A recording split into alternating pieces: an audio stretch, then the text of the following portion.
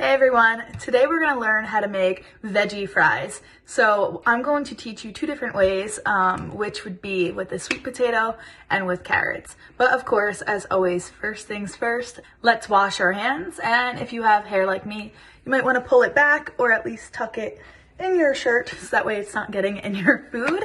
And don't forget, obviously use soap, scrub on, hot water, 20 seconds.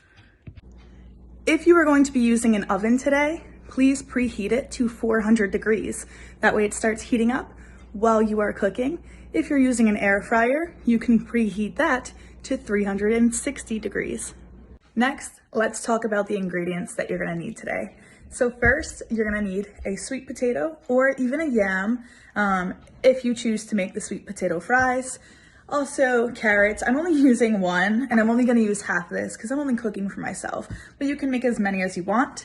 Then you'll need some olive oil. Any type that you have works fine.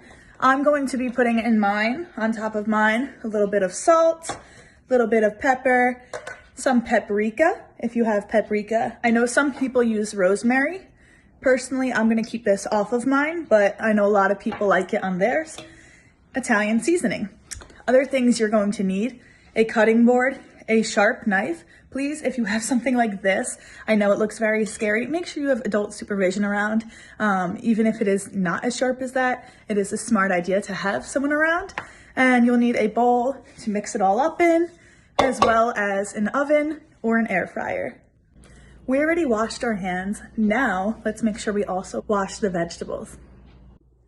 So I always use this, it's like a scrubber, because there's lots of dirt on here, so it helps you really scrub it off. But if you don't have one, it's okay if you just use your hands too. You want the water like lukewarm. Just scrubbing away all the dirt. Probably about at least 2 minutes in total for all of your vegetables that you have. You want to really get all the dirt from the ground off of it.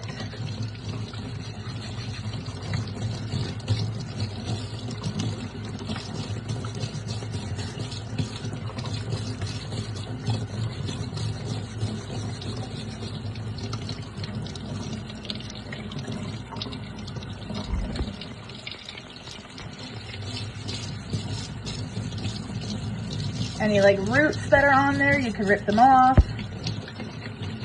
You won't need those. When you're finished, go ahead and put it on the side, on your plate, on your napkin, whatever you have. I always like to wash my carrots like this as well. Super important. All right. This step is not necessarily needed. However, I'm gonna do it if you wanna do it too. So you're also gonna need a peeler. And you just take the skin off of your vegetable. Make sure when you're peeling, you push down on the vegetable and then away from you. You don't want to bring it towards you. You can cut yourself that way. So go ahead and take all your skin off of all your vegetables that you're going to be using. If you would like to, you can leave the skin on if you want it to be a little bit crispier. Personally, I want it off. So this way, towards you, it might feel easier. That's dangerous. Please don't do that. You want to make sure you're going away from yourself, away, away, away, and until you get all of the skin off as best as you can. Please watch your fingers. So even if you do half like I'm doing, and then you switch it to the other half, that's okay too.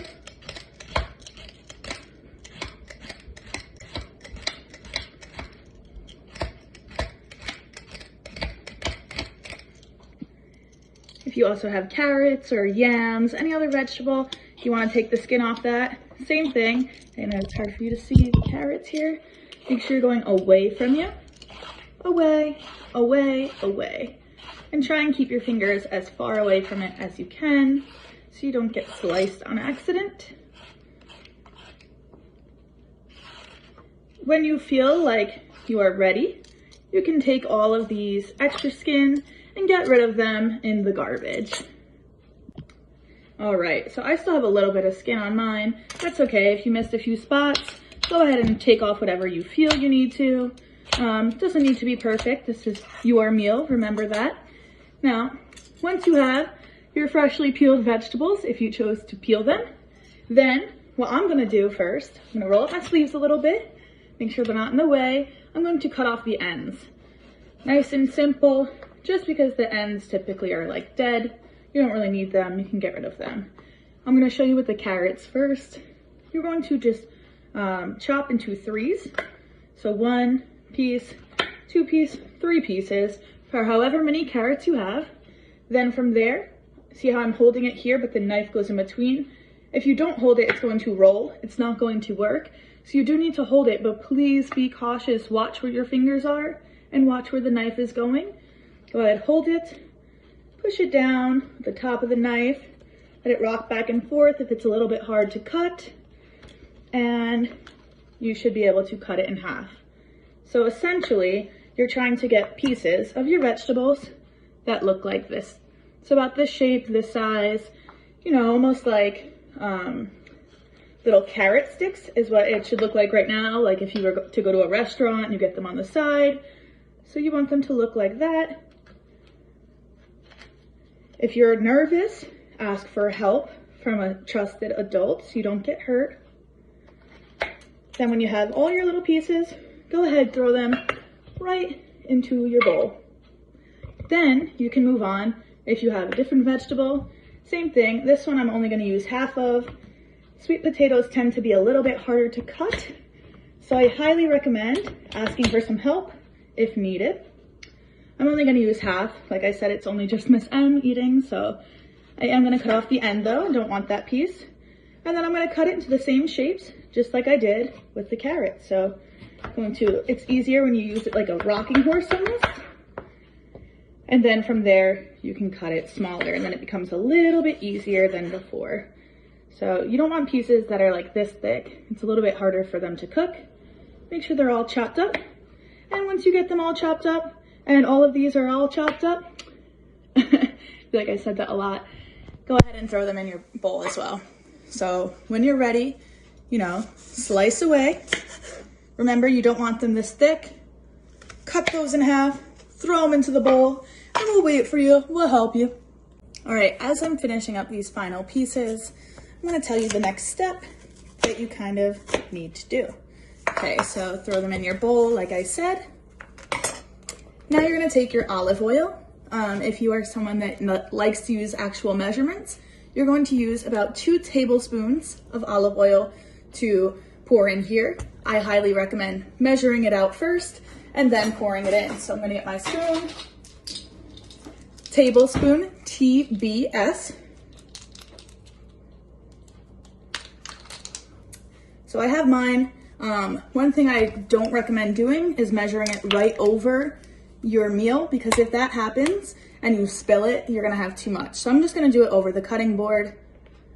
1 tablespoon right on top of your vegetables. 2nd tablespoon right on top of your vegetables. Simple, it doesn't seem like a lot, I know. But then from there, you're going to use your spices that you wanna put on yours. I'm gonna start with my Italian seasoning.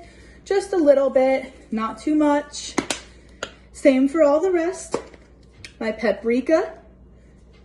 If you put too much, it's not going to taste okay. So you don't want a lot. That paprika actually came out a little fast. Salt always comes out fast. I recommend pouring it into your hand first and then kind of sprinkling it around. But French fries or veggie fries always taste better with a little salt anyway, so it's okay. And then the last thing I'm gonna use is pepper. Little bit of pepper. Then from there, this is what it looks like so far. This is what it looks like. You can use your hands. You don't need a spoon. I'm gonna use a spoon because I don't want to get messy. Go ahead and just mix it up. So you have lots of oil. This is actually even probably too much for the amount of veggies that I have. I've used a little less. Mix it so they are all nicely seasoned evenly. Make sure whether it's a tray or the air fryer, they are kind of evenly distributed. You don't really want any on top of each other. Then go ahead, put the temperature 360 for 18 minutes. If you're using an air fryer, remember 400 degrees for 15 minutes if you're using an oven. I highly recommend turning them halfway, flipping them. even if you're not halfway through, make sure to check them because these tend to cook quick. Rotate them around, same as if they were in the oven. And let them keep cooking. Please make sure you clean up your mess.